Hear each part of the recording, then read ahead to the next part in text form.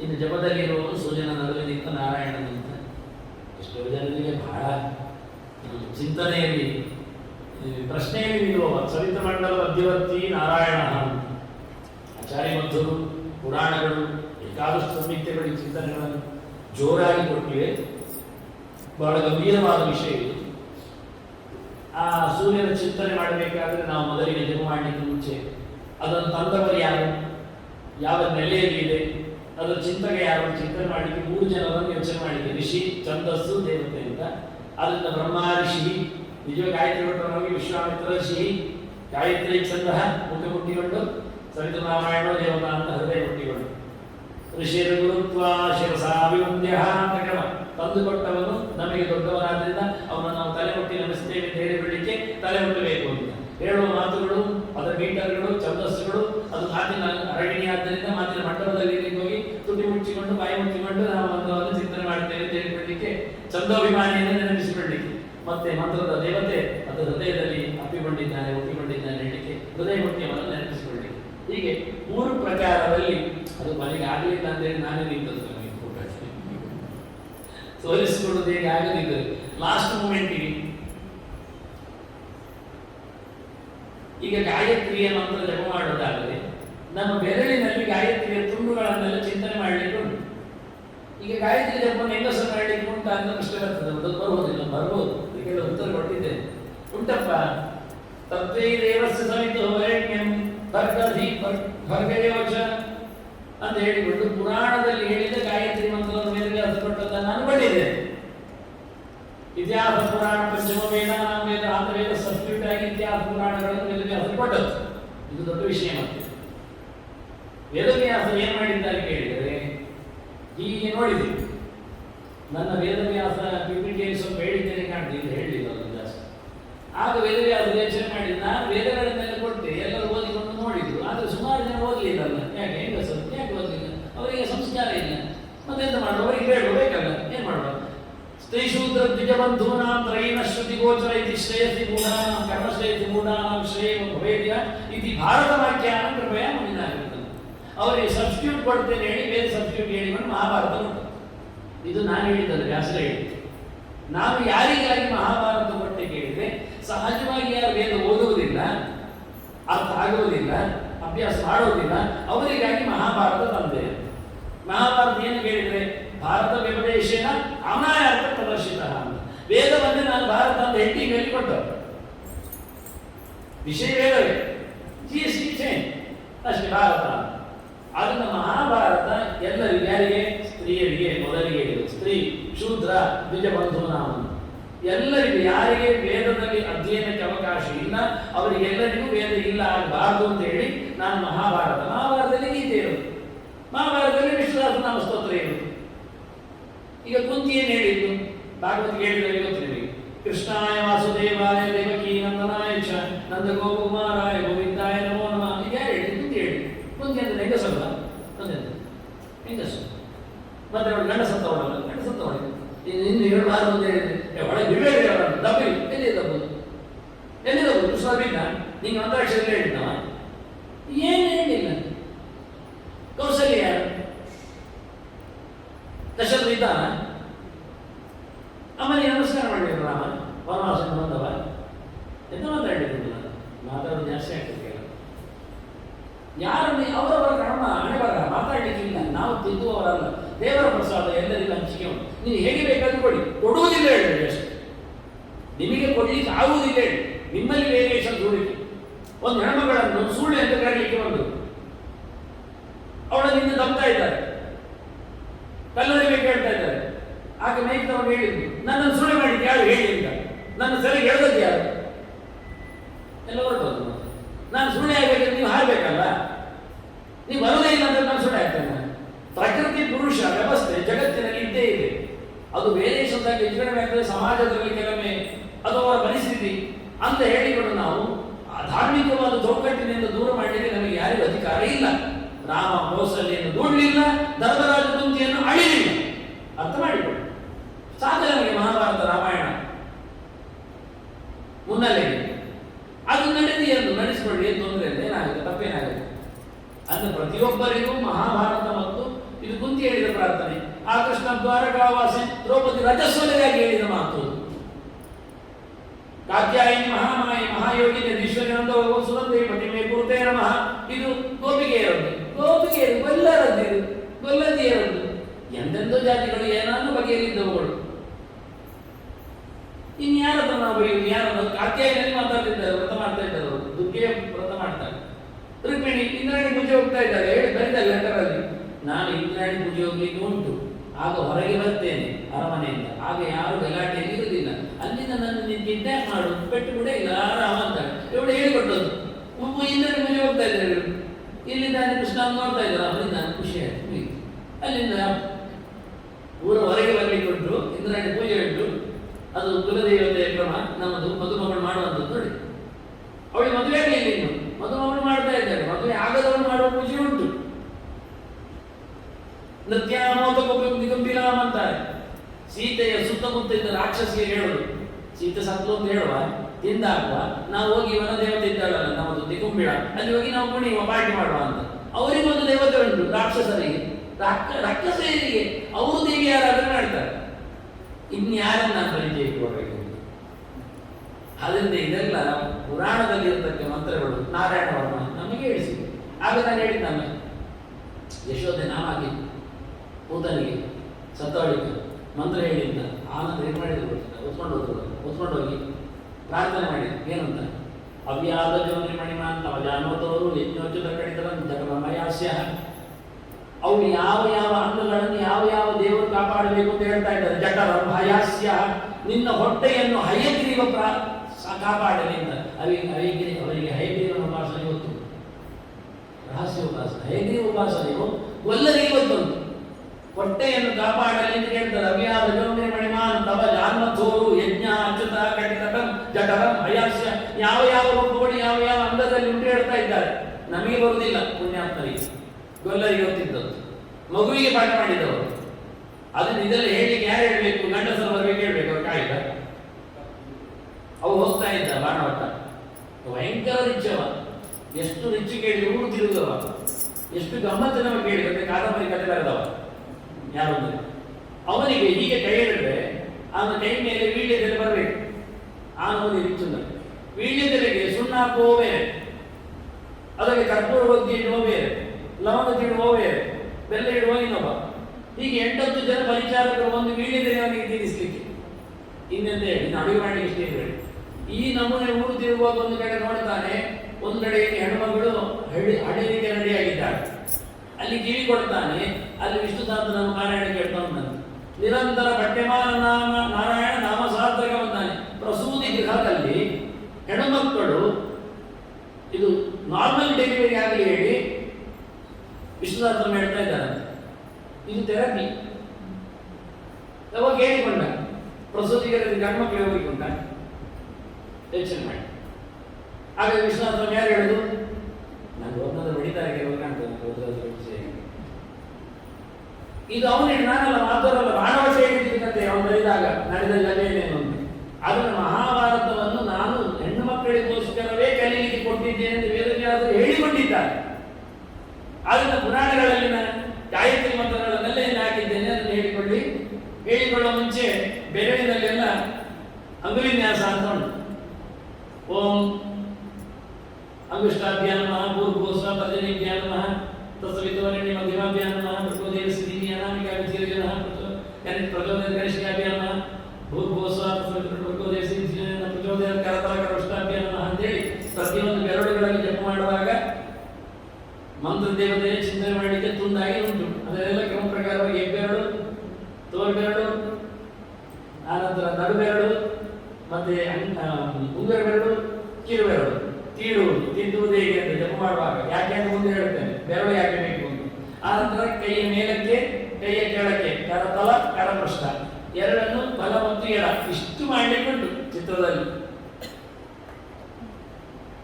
ಇಷ್ಟು ಕೈಯ ಮೇಲೆ ಮಂತ್ರದ ಕಸುವಾದ ನಂತರ ಅಂಗನ್ಯಾಸ ಅಂತ ದೇಹದಲ್ಲಿ ಓಂ ಹೃದಯಾಯ ನಮಃ ಅಂತ ಹೇಳಿ, ಭೂರ್ಭುವಸ್ಸಃ ಶಿರಸೇ ಸ್ವಾಹ ಅಂತ ತಲೆ, ತತ್ಸವಿತುರ್ವರೆಣ್ಯಂ ಶಿಖಾಯ ಭರ್ಗೋದೇವಸ್ಯಧೀನಿ ಕವಚಾಯ ಜೀವನ ನೇತ್ರಾಭ್ಯಾಂಶ ಮತ್ತು ಪೂರ್ತಿ ಬಂದು ಹೇಳಿ ಅಭಿಪ್ರಾಯ ಪಟ್ಟಂತ ಅದು ಇಷ್ಟು ವಿಷಯಗಳು ಅಂಗನ್ಯಾಸದಲ್ಲಿ ಉಂಟು.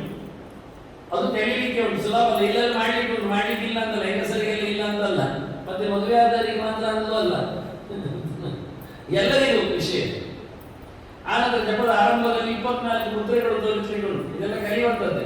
ಸುಮುಖಂ ಸಂಪುಟಂಚೈವ ವಿತತಂ ವಿಸ್ತೃತಂ ತಥಾ ತ್ರಿಮುಖಂ ತ್ರಿಮುಖಂಚೈವ ತಥಾ ಪಂಚಮುಖಂ ತಥಾ ಷಣ್ಮುಖಾಧೋಮುಖಂಚೈವ ವ್ಯಾಪಕಾಂಗುಲಿಗೆ ತಥಾ ಶಕಟಂ ಯಮಪಾಶಂಚ ಗರಿತಂ ಸನ್ಮುಖೋನ್ಮುಖಂ ಪ್ರಲಂಬಂ ಪುಷ್ಟಿಗಂಚೈವ ಮತ್ಸ್ಯ ಕೂರ್ಮವರಾಹಕಂ ಸಿಂಹಾಕ್ರಾಂತಂ ಆಕ್ರಾಂತಂ ಉದ್ಗರಂ ಪಲ್ಲವಂ ತಥಾ ಅಂತ 24 ಮುದ್ರೆಗಳು ಜಪದ ಆರಂಭದಲ್ಲಿ 24 ಅಕ್ಷರಗಳಿಗೋಸ್ಕರ ನಾವು ಖಾಲಿ 24 ಅಕ್ಷರಕ್ಕೆ ಇಷ್ಟೆಲ್ಲ ಕಲಿಯುತ್ತಿದ್ದೇವೆ. ಇನ್ನು ಜಪ ಲೆಕ್ಕ ಮಾಡೋದು ಎಲ್ಲಿ ಅಂತ ಹೆಚ್ಚಿನವರಿಗೆಲ್ಲ ಲೆಕ್ಕ ಮಾಡಲಿಕ್ಕೆ ಗೊತ್ತಿಲ್ಲ. ಅದಕ್ಕೆ ಬೆರಳಿನಲ್ಲಿ ಲೆಕ್ಕ ಮಾಡಬೇಕು. ಅದಕ್ಕೆ ಇಷ್ಟೊತ್ತು ನಾವು ಬೆರಳೆಲ್ಲ ಸರಿ ಮಾಡಿಕೊಂಡು ವೇದ ಎನ್ನುವುದನ್ನು ಲೆಕ್ಕ ಮಾಡಲಿಕ್ಕೆ ಕಡ್ಡಿಯಲ್ಲಿ ಇನ್ನಿತರ ಇನ್ಸ್ಟ್ರೂಮೆಂಟ್ ಅಲ್ಲಿ ಕೌಂಟರ್ ಅಲ್ಲಿ ಎಲ್ಲ ಮಾಡಲಿಕ್ಕಿಲ್ಲ. ದೇವರು ಕೊಟ್ಟ ಕೈಯಲ್ಲಿ ಮಾಡಲಿಕ್ಕೆ ಪಂಚತೀರ್ಥಗಳ ಕೈಯಲ್ಲಿ ಹೇಳಿ ಆಯ್ತು, ಪಂಚಭೂತಗಳಿವೆ, ಪಂಚತತ್ವಗಳೆಲ್ಲಿವೆ. ಅದನ್ನು ಕೈಯಲ್ಲಿ ಲೆಕ್ಕ ಮಾಡುವಾಗ ಮೊದಲಿಗೆ ಹಾಗೆ ಹೇಳಿದ್ದಲ್ಲ, ಅನಾದಿಗೆ ಬರ್ತಾನೆ, ಪವಿತ್ರ ಆಗಿದವರಿಗೆ ಸಿಗ್ತಾನೆ, ಚಿನ್ನದವರಿಗೆ ಇದ್ದಾನೆ, ಹೆಸರಿಲ್ಲದವರಿಗೆ ಚಿನ್ನ ಆಗಿದ್ದೇವೆ ನಾವು. ಅದನ್ನ ಉಂಗುರ ಬೆರಳಿಗೆ ಮಧ್ಯದ ಗಂಟಿಗೆ ಲೆಕ್ಕ ಫಸ್ಟ್ 1 ನಂಬರ್ 1. ನಂಬರ್ 2 ಏನು ಉಂಗುರ ಪರ್ವ ಬೆರಳಿನ ಕೆಳಗಿನ ಪರ್ವ. ಪ್ರತಿಯೊಂದು ಬೆರಳಿನಲ್ಲಿ 3 ಗೆರೆ ಇದೆ, ಅದನ್ನ ಕೆಳಗಿನ ಗೆರೆ. ಅದನ್ನ 3ನೇ ಲೆಕ್ಕಾಚಾರ ಕಿರುಬೆರಳ ಬುಡದ ಗೆರೆ, 4ನೇ ಲೆಕ್ಕಾಚಾರ ಮತ್ತೆ ಕಿರುಬೆರಳ ಮೇಲಿನ ಗೆರೆ ಮಧ್ಯಗೆರೆ, 5ನೇದು ಕಿರುಬೆರಳ ತುದಿಗೆರೆ, 6ನೇದು ಮತ್ತೆ ಮುಂಗರ ಬೆರಳ ಲಾಸ್ಟ್ ಗೆರೆ, 7ನೇದು ಮಧ್ಯ ಬೆರಳಿನ ಕೊನೆಗೆರೆ, 8ನೇದು ಲಾಸ್ಟ್ ಬೆರಳಿನ ತೋರು ಬೆರಳಿನ ಎತ್ತರ, 9 ತೋರು ಬೆರಳಿನ ಮಧ್ಯದ್ದು, 10 ತೋರು ಬೆರಳಿನ ಬುಡಕ್ಕೆ, ಅಲ್ಲಿ 10 ಲೆಕ್ಕ ಮತ್ತೆ ವಾಪಸ್ ಇದು ಹೋಗ್ಲಿಕ್ಕೆ. ಇವಳು ಕೇಳಿದ್ರು ಮಧ್ಯದಲ್ಲಿ 2 ಗೆರೆ ಉಂಟಲ್ಲ, 4 ಬೆರಳಿಗೆ 12 ಆಗ್ತದೆ, 2 ಬಿಟ್ಟದ್ದು ಯಾಕೆ ಅಂತ. ಅದಲ್ಲಿ ಹೇಳ್ತೇನೆ ಕೇಳೋದಿಲ್ಲ. ಅದಾಗಿ ಅಲ್ಲಿ ಇವರು ಕೇಳಿದ್ದಾಗ ಚಿತ್ರ ಮಾಡುವಾಗ ಇದೆರಡು ಬಿಟ್ಟದ್ದೇ ಅಲ್ಲಿ ಹೇಳ್ತಾರೆ ಕೇಳೋದಿದ್ದೀನಿ. ಈಗ ಒಂದು ಕೂತಿದ್ದಾಳೆ, ನಿದ್ದೆ ಮಾಡ್ತಿದ್ಯಾ? ಇದೆರಡು ಮೇರು ಅಂತ ಅರ್ಥ. ಮೇರನ್ನು ನಾವು ಹಂಗೆ ಅಂತ ಅದನ್ನು ಮತ್ತೆ ದಾಟಬಾರದು ಅಂತ ಲಕ್ಷ್ಮೀನಾರಾಯಣ ಅವರು ಹೇಳಿದರು. ವಾಸ್ತವವಾಗಿ ದೇವರಿಗೆ ಸುತ್ತು ಬರುವಾಗ ಇದನ್ನು ಮೇರು ಮಧ್ಯದಲ್ಲಿ ಕೈಯಲ್ಲಿ ಮೇರು ಇದೆ, ಮೇರುವನ್ನು ಲಂಘನೆ ಮಾಡ್ಲಿಕ್ಕಿಲ್ಲ ಅಂತ ಮೇರುವನ್ನು ಬಿಡ್ಲಿಕ್ಕೆ ಮೇರು ಬರುವ ಅಂದ್ರೆ ಶುರು ಮಾಡುವುದು ಇಲ್ಲಿಂದ ಎಂಡ್ ಆಗುವುದು ಇಲ್ಲಿಗೆ, ಮತ್ತೆ ವಾಪಸ್ ಇಲ್ಲಿಗೆ ತರೋದು ಬೆರಳನ್ನು, ಮತ್ತೆ ಪುನಃ 1 2 3 4 5 10 ಆಗ್ತದೆ, ಮತ್ತೆ ಪುನಃ ವಾಪಸ್ ತರೋದು ಮತ್ತೆ 1ರಿಂದ. ಹಾಗೆ ಎಡಗೈಯಲ್ಲಿ 1 ಲೆಕ್ಕ, ಎಡಗೈಯಲ್ಲಿ 2 ಲೆಕ್ಕ, ಹಾಗೆ 3 ಲೆಕ್ಕ. ಅದೇ ವಾಪಸ್ ಹೋಗುವಾಗ 2 ಕೈಯನ್ನು ಹೀಗೆ ಇಟ್ಕೊಂಡು ಹೃದಯ ಪಕ್ಕದಲ್ಲಿ ಇಟ್ಕೊಂಡು ನಾಭಿಯ ಪಕ್ಕದಲ್ಲಿ ಬೇಡಿಕೆಗೆ, ಮಧ್ಯಾಹ್ನ ಹೃದಯ ಪಕ್ಕದಲ್ಲಿ ಸಂಜೆ ಹೊತ್ತಿಗೆ 3 ಇದರಲ್ಲಿ ಇಟ್ಕೊಂಡು ಹಾಗೆ ಲೆಕ್ಕ ಮಾಡ್ತಾ 10 ಮಾಡಿ 100 ಮಾಡಲಿ. ಅದನ್ನ ಜಪ ಲೆಕ್ಕ ಮಾಡುವ ಇದು ಚಿತ್ರ ಉಂಟಲ್ಲ, ಹೆಚ್ಚಿನವರಿಗೆಲ್ಲ ಬೆರಳು ಹೆಚ್ಚು ಕಡಿಮೆ ಆಗ್ತದೆ ಹೇಳಿ ಇದಕ್ಕೆ ಪ್ರಮಾಣಗಳನ್ನೆಲ್ಲ ಸಂಧ್ಯಾ ಸಮೀಕ್ಷೆ ಕೊಟ್ಟಿದ್ದೇನೆ. ಒಂದೊಂದು ಇಲ್ಲೇ ಲೆಕ್ಕ ಮಾಡಿ ಯಾಕೆ ಬೇರೆ ಇಲ್ಲಿನ ಶುರು ಮಾಡಿ ಮಾಡಬಾರದು ಎನ್ನುವುದಕ್ಕೆ ಪ್ರಮಾಣಗಳನ್ನೆಲ್ಲ ಕೊಟ್ಟು ಲೆಕ್ಕ ಮಾಡುವ ವಿಧಾನವನ್ನು ಹೇಳಿಕೊಟ್ಟು ಗಾಯತ್ರಿ ಜಪವನ್ನು ಕೈಯಲ್ಲಿಯೇ ಲೆಕ್ಕ ಮಾಡಿ. ನಿಮ್ಮ ಹವಳ ಸರ ಇರಲಿ, ಮುತ್ತಿನ ಸರ ಇರಲಿ, ಇನ್ಯಾವುದೇ ಕೌಂಟರ್ ಇರಲಿ, ಅದು ಯಾವುದೇ ಲೆಕ್ಕಕ್ಕೆ ಬರ್ತದೆ, ಹೂ ಇರಲಿ, ಪತ್ರ ಇರಲಿ, ಅದೆಲ್ಲ ಲೆಕ್ಕ ಮಾಡಲಿಕ್ಕೆ ಬರ್ತದೆ. ಅದನ್ನು ಮಾಡಬಾರದು ಅಂತ ಹೇಳ್ತಾರೆ. ವೇದ ಆದ್ದರಿಂದ, ವೇದದ ಮಂತ್ರ ಆದ್ದರಿಂದ, ವೇದ ಪರ್ವದಲ್ಲಿ ಹೇಳುವುದರಿಂದ ಎಷ್ಟು ಜಪ ಮಾಡಬೇಕು? ಕಮ್ಮಿ ಅಂದರೆ 10 ಅಲ್ಲಿ ಇಟ್ಟಿದ್ದೇನೆ, ಮಧ್ಯ ಅಂದರೆ 100, 5 ಪಾಲ ಹಾಕಿದ್ದೇನೆ, 5 10 55 100 ಮಾಡಿದ್ದೇನೆ. ಜಾಸ್ತಿ ಅಂದರೆ 1000. ಸಹಸ್ರ ಪರಮಾನಂದೇವಿ ಶತಮಧ್ಯ 10 ಅವರ ಮಿನಿಮಮ್ ಅಂದ್ರೆ 10, ಮ್ಯಾಕ್ಸಿಮಮ್ ಅಂದ್ರೆ 1000, ಮತ್ತೆ ಎಲ್ಲಿ 100 ಇದೆ. ಅದಕ್ಕೆ ಕಾಪರ್ ಹಾಕಿದ್ದೇನೆ. 10 ಮಾಡಿದ್ರೆ ಒಂದು ತಾಮ್ರ ಅಂತ ಅರ್ಥ, 100 ಮಾಡಿದ್ರೆ ಒಂದು ಸಿಲ್ವರ್, 1000 ಮಾಡಿದ್ರೆ ಒಂದು ಗೋಲ್ಡನ್. ಹಾಗೆ ಕ್ರಮ.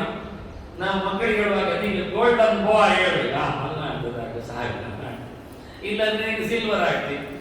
ಹಾಗೆ ದಿನ ಮಾಡುವಂತ ಕ್ರಮ. ಈಗ ಬೃಹತಿ ಶಾಸ್ತ್ರ ಹೇಳ್ಬೇಕು ಅವರಿಗೆ. 1000 ಮಾಡಿದ್ರೆ ಬೃಹತಿ ಶಾಸ್ತ್ರಕ್ಕೆ ನಾವು ಹತ್ತಿರ ಬಂದಾಗ 24 ಅಕ್ಷರ 3 ಹೊತ್ತು 1000 72,000 ಆಯ್ತು. ಅಲ್ಲಿಗೆ 72,000 ನಮ್ಮಲ್ಲಿ ನಾಡಿಡುವುದು.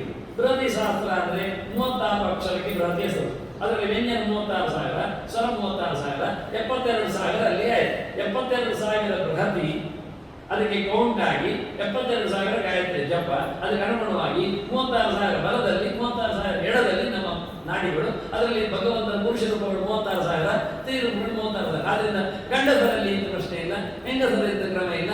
ಬಲ ಎಡೆಯನ್ನು 2 ಕಡೆಯಲ್ಲಿ ಇರ್ಲಿಕ್ಕೆ ಹೋಗಿ 2 ರೂಪಗಳು ಮನುಷ್ಯನ ದೇಹದಲ್ಲಿದೆ ಅಷ್ಟೇ. ಮತ್ತೆ ಪ್ರಾಣನ ರೂಪಗಳು ನಿಂತಿವೆ, ಇಷ್ಟು ಅದಕ್ಕೆ ಸಂಬಂಧಪಟ್ಟಂತೆ ಭಗವಂತನ 1000 ರೂಪಗಳ ನಾಮಗಳ ಪಟ್ಟಿ ಅದು ವಿಶ್ವಾಯ ನಮಃ ವಿಷ್ಣವೇ ನಮಃ ಹೇಳಬಾರ್ದು ನಾವೀಗ 72,000 ನಾಯಿ ನಮ್ಮಲ್ಲಿ ಈಗ ಅದನ್ನ ವಿಶ್ವಂ ವಿಷ್ಣು ವಶತ್ಕಾರ ಎಲ್ಲ ಹೇಳಬೇಕು ಈಗ ಮುಗಿದಲ್ಲ ಇನ್ನೇನು ಮಾತುಂದಿ ಈಗ ಗೃಹತಿ ಸಹಸ್ರ ಅದು ಇದ್ದದ್ರಲ್ಲಿ ದೊಡ್ಡ ಸಂಗತಿ ದೊಡ್ಡ ಸ್ತೋತ್ರ ಅಂತ ಹೇಳಿ ಅದನ್ನ 1000 ಯಾಕೆ ಜಪ ಮಾಡಬೇಕು ಒಂದೇ ರೀತಿ ಕೇಳುದಿಲ್ವಾ ಎಲ್ಲ ಕೇಳ್ತದೆ ಎಲ್ಲ ಸರಿಯೇ ನಿನ್ನ ದೇಹದಲ್ಲಿರ್ತಕ್ಕ 1000 ನಾಡಿಗಳಿಗೆ ಬೆಲೆ ಕೊಡೋದು ಬೇಡವಾ ಒಂದು ಸ್ಟ್ರೋಕ್ ಆದರೆ ಒಂದು ಚಿಕಣಿ ಆದರೆ ಮತ್ತೆ 100ಕ್ಕೆ ನಿಲ್ಲಿಸ್ತೇವಲ್ಲ ಅದು ಆಪತ್ಕಾಲದಲ್ಲಿ ಮಾತ್ರ ಪ್ರತಿನಿತ್ಯ ಹೇಳಿದ್ದಲ್ಲ ಆಶೋಚಗಳಲ್ಲಿ ಗಡಿಬಿಡಿದ್ದಲ್ಲಿ ರೋಗಿ ಆದರೆ 100 ಮಾಡಿ ಹಾಗೆ ನೀನು ಊಟ ಮಾಡುವಾಗ ತುಂಬ ತಿನ್ನುವುದಿಲ್ಲ 4 ಚಪಾತಿ ಎಲ್ಲ ತಿನ್ನುವುದಿಲ್ಲ ಆಗ ಒಂದಿಷ್ಟು ಗಂಟೆ ತಿಂದು ಸಮಾನ ನಾವು ಹೇಳಿದ್ರೆ ಆಗ ನೀನು ಇದೆಲ್ಲ ತಿನ್ನು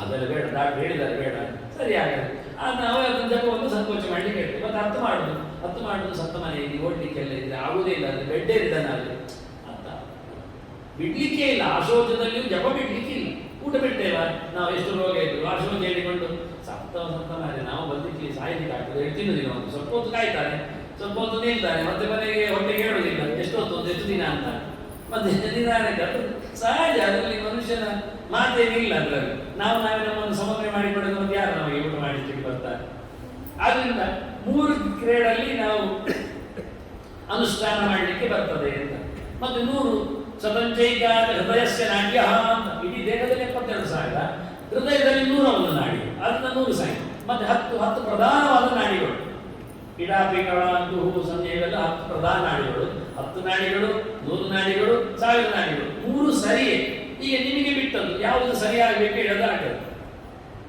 ನಿಮಗೆ ಹಾರ್ಟ್ ಡಿಸೀಸ್ ಮಾತ್ರ ಬರಬಾರ್ದ ಹೋಗಿ 100 ಮಾಡಿ ನಿಮಗೆ ಸರ್ವಾಂಗ ಡಿಸೀಸ್ ಬರಬಾರ್ದ 1000 ಮಾಡಿ ಚಾಯ್ಸ್ ನಿಮ್ಮ ನಿಮಗೆ ಯಾವ ರೋಗವೂ ಬರುವುದಿಲ್ಲ ಅಂತಾದ್ರೆ ಯಾವ ನಾಡಿಗಳು ಸ್ಟ್ರೋಕ್ ಆಗಬಾರ್ದಾದ್ರೆ ನೀವು ಪ್ರತಿನಿತ್ಯ 1000 ಜಪವನ್ನು ಮಾಡಬೇಕು ಎಷ್ಟೊತ್ತು 3 ಹೊತ್ತು ಅಷ್ಟೇ ತಿನ್ನೋದು 3 ಹೊತ್ತು ತಿನ್ನುವುದಿಲ್ಲ ಕೆಲವರು ಕಾಗಿ 8 ಸಂಚು ಕುಡಿತಾರೆ ಹೇಳುವಾಗಲೇ ಕುಡಿತಾರೆ ಅದು ಯಾಕೆ ಗೊತ್ತಿಲ್ಲ ಬೇಕಾಗ್ತದೆ ಮತ್ತೆ ಹೇಗೆ ಎಂತಂದ್ರೆ ಉಂಟಲ್ಲ ಕುಡಿತಾರೆ ಅದು ಬಿಡಿ ಮತ್ತೆ ಆಫೀಸ್ ಹೋಗುವಾಗಲೇ ಮತ್ತೆ ಆಫೀಸಿನಲ್ಲಿ ಒಂದು ಕೊಡ್ತಾರೆ ಮತ್ತೆ ಹೊರಡುವಾಗಿರ್ತದೆ ಮತ್ತೆ ಊಟ ಆದ ತಕ್ಷಣ ಮತ್ತೆ ಗೌಜಿ ಊಟ ಇರ್ತದೆ ಹೊರ ಹೋಗುವಾಗ ಆಗಿ ಅಂತ ಕೊಡ್ತಾರೆ ಜಾಗ ಎಲ್ಲಿರ್ತದೆ ನನಗೆ ಗೊತ್ತಿಲ್ಲ ಕೆಲವರು ಕಾಫಿ ಕುಡಿಯುತ್ತೇನು ಬೀಳಿದಲ್ಲಿ ತಿನ್ನುವುದೇನು ಆನಂತರ ಐಸ್ ಕ್ರೀಮ್ ತಿನ್ನುವುದೇನು ಯಬ್ಬ ಇನ್ನು ಚಾಕ್ಲೇಟ್ ಎಲ್ಲ ಅವರು ಕೊಟ್ಟರೆ ಕಪ್ಪೆ ಮೀನು ಮುಂದೆ ಏನೇನು ಕೊಟ್ಟರೆ ಇದು ತಿಂತಾರೆ ಅದು ಎಲ್ಲಿ ಆಗ್ತದೆ ಅರ್ಥ ಆಗುದಿಲ್ಲ ಜಾಗ ಇಷ್ಟು ದೊಡ್ಡ ಊಟ ಮಾಡಿ ನಿಜವಾಗಿ ಸೂರ್ಯ ಇದ್ದಾಗ ನೀವು ಕಲಿತಂದ್ರೆ ಕಲೀರಿ ಒಂದು ಸೂರ್ಯ ಇದ್ದಾಗ ಒಂದು ಊಟ ಅಲ್ಲದೆ ಇನ್ನೊಂದು ಮಾಡಲಿಕ್ಕೆ ಇಲ್ಲ ಅಂತ ಹೇಳ್ತಾರೆ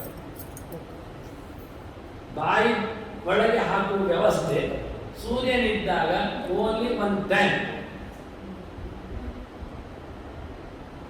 ಅಂದ್ರೆ ಹಗಲಿಡೀ ಒಂದೇ ಸರ್ತಿ ತಿನ್ಲಿಕ್ಕೆ ಹಗಲಿಡೀ ಟಿಫಿನ್ ಪೀರಿಯಡ್ ಅಂತ ಇಲ್ಲ ಎಂತದೇ ಇಲ್ಲ ಓನ್ಲಿ ಡಿನ್ನರ್ ಊಟ ಆಗಲಿ ಎಲ್ಲ ಕ್ರಮ ಹಾಗೆ ಅಷ್ಟೇ ಅದು ನಿತ್ಯೋಪವಾಸ ಲಕ್ಷಣ ನಾನು ಹಾಗೆ ಎತ್ತಿದ್ದೇನೆ ಮತ್ತೆ ಡಾಕ್ಟರ್ ಎಲ್ಲ ಬೈದು ಕೆಲವೆಲ್ಲ ಜಾಮ್ ಆಗ್ತದೆ ಡ್ಯಾಮೇಜ್ ಆಗ್ತದೆ ತಿಂದು ಬಿಡಿ ಗಾಯದೊಂದು ಶುರು ಮಾಡಿರುತ್ತೆ ಇಲ್ಲಿ ಅವ್ರು ಹೇಳಿದ್ದೇನೆ ಅವರು ಬದುಕಲಿಕ್ಕೆ ನಾವು ಬದುಕಬೇಕಲ್ಲ ಮನೆಗೆ ಅಂದ್ರೆ ಒಂದು ಪೀರಿಯಡಲ್ಲಿ ಆಗ್ತದೆ ಮತ್ತು ಇವತ್ತಿನ ಆಹಾರ ದೋಷಗಳು ನಮ್ಮ ಆಚರಣೆಗಳೆಲ್ಲ ಹೆಚ್ಚಿಗೆ ಆದ್ರಿಂದ ಅದನ್ನು ನಾನು ಹೇಳಿದ್ದೇನೆ ಅಂತ ನೀವು ಬಲಾತ್ಕಾರವಾಗಿ ಮಾಡಲಿಕ್ಕೆ ಹೋಗುದಲ್ಲ ವಿಷಯ ಹೇಳಿ ಹೀಗಿರ್ತದೆ ಮತ್ತೆ ಹಾಗೆ ಹೇಳಿದ ತಕ್ಷಣ ಅವ್ರು ಹೇಳಿದ್ದಾರೆ ಹೇಳಿಕೊಂಡು ಅದು ಚಪಾತಿ ಯಾವಾಗ ತಿನ್ನೋದು ಕೇಳಬೇಡಿ ಊಟ ನಂತರ ಮೊದಲ ಅಂತ ಅದರ ಬದಲಿಗೆ ಅಂತ ಅಂತೆ ಅದು ಕಷ್ಟ ಆದ್ರಿಂದ 1 ಹೊತ್ತು ತಿನ್ನುವ ಯೋಗಿ 2 ಹೊತ್ತು ತಿನ್ನುವ ಭೋಗಿ ಶ್ರೀಮಂತ ಅಂತ 3 ಹೊತ್ತು ತಿನ್ನುವ ರೋಗಿ 4 ಹೊತ್ತು ತಿನ್ನುವವನನ್ನು ಹೋಗಿ ನೀವು ಗೊತ್ತಂತೆ ಮತ್ತೆ ನಾವೀಗ 6 ಹೊತ್ತೆಲ್ಲ ತಿಂತೇವೆ ಅಂತ ಮಾಡುವ ಈಗ ಸಿಕ್ಕಿದ್ದನ್ನೆಲ್ಲ ತಿಂತೇವೆ ಸಿಕ್ಕಿದಾಗೆಲ್ಲ ತಿಂತೇವೆ ಕುಡಿತೇವೆ ನಿಷಿದ್ಧವಾದದ್ದನ್ನೆಲ್ಲ ಕುಡಿತೇವೆ ಅವ್ರು ಕೇಳುದು ವ್ರತಕ್ಕೆ ತಾಗಿ ಬರ್ತದ ಇನ್ನ ಕರ್ಮ ದಿನಕ್ಕೆ ಬರುವುದಿಲ್ಲ ವ್ರತಕ್ಕೆ ವ್ರತಕ್ಕೆ ಇವರಿಗೆ ವೃತ್ತದಲ್ಲಿ ಕೊಡೋದು ನಾವು ಅಲ್ಲ ಉಂಟ ಶಾಸ್ತ್ರದಲ್ಲಿ ಉಂಟ ಮತ್ತೆ ಎಂತ ಇರುವುದು ಅಲ್ಲ ಅಲ್ಲಿ ನಿಷೇಧ ಇಲ್ಲಂತೆ ಅವ್ರು ಹೇಳುದು ಯಾವ ಪುರಾಣದಲ್ಲಿ ವ್ರತಕ್ಕೆ ಕಾಫಿ ನಿಷೇಧ ಇಲ್ಲಂತೆ ಕಾಫಿ ವ್ರತ ಕಾಫಿ ವಿಹಿತ ಆದ್ರೆ ನಿಷೇಧ ಮಾಡುದು ಈ ಪುಣ್ಯಾತ್ಮನಿಗೆ ಅಂತ ಹೇಳುದು ಕುಣಿಯಲ್ಲಿ ಕುಂಡಿ ಹೇಳಿದ್ರೆ ಇಲ್ಲ ಹೇಳ್ಬೇಕು ಕುಳಿಗೆ ಇಲ್ಲದನ್ನು ಹೇಳುದಿಲ್ಲ ನಾನು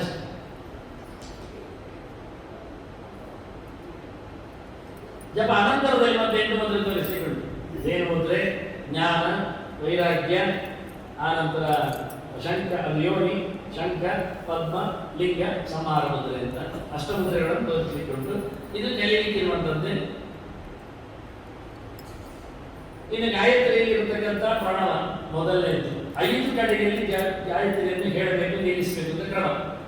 5 ಕಡೆ ನಿಲ್ಲಿಸದಿದ್ರೆ 5 ಪಾಪ ಬರ್ತದೆ, 5 ಕಡೆ ನಿಲ್ಲಿಸಿದ್ರೆ 5 ಪಾಪ ಹೋಗ್ತದೆ ಅಂತ.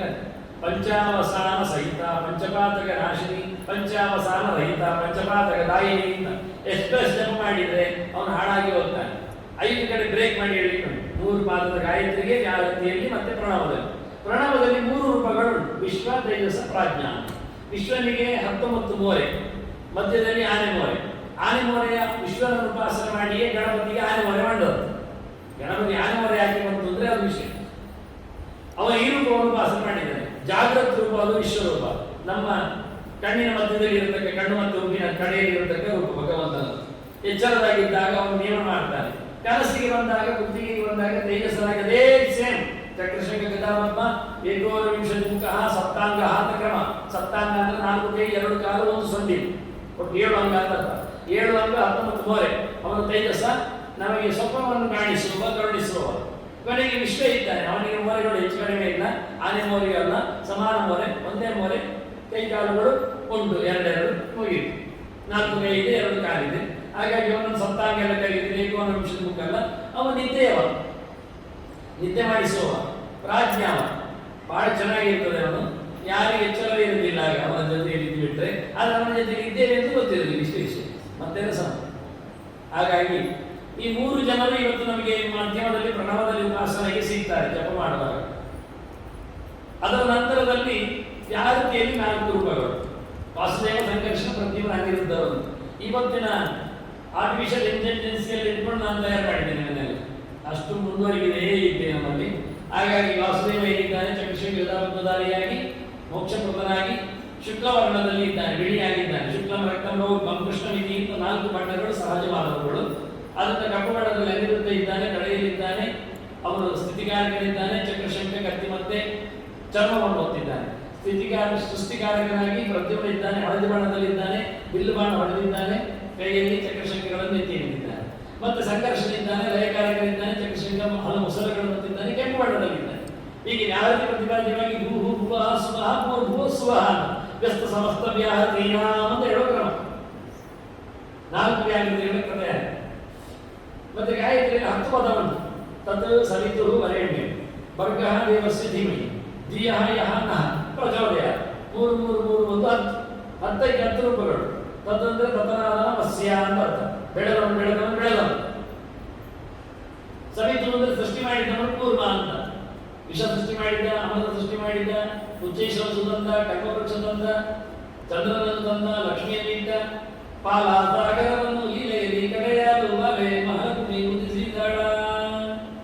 ಎಲ್ಲ ಕರೆದಾಗ ಬರಲೇ ಇಲ್ಲ ದೇವರು. ದೇವರು ಕರೆದಾಗ ಬಂದವರು.